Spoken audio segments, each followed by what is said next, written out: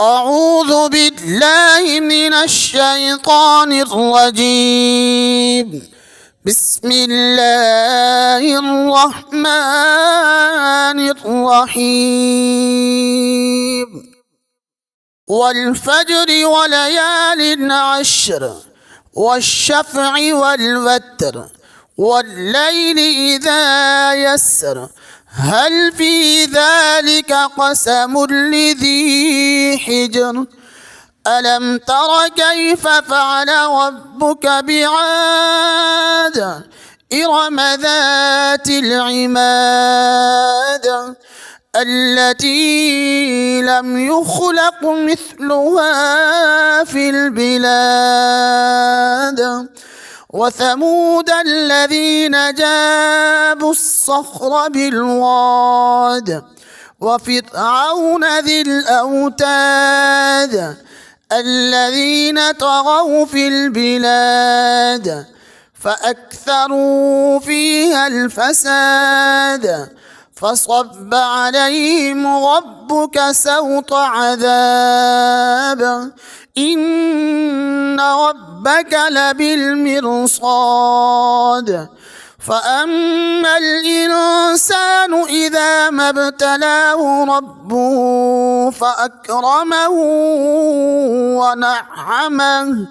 فيقول ربي أكرمن وأما إذا ما ابتلاه فقدر عليه رزقه فيقول ربي أهانن كلا بل لا تكرمون اليتيم ولا تحاضون على طعام المسكين وتأكلون التراث أكلا لما وتحبون المال حبا جما كلا إذا دكت الأرض دكا دكا وجاء ربك والملك صفا صفا وجيء يومئذ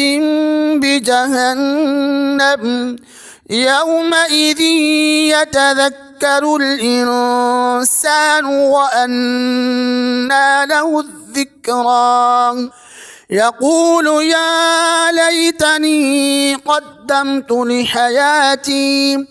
فيومئذ لا يعذب عذابه أحد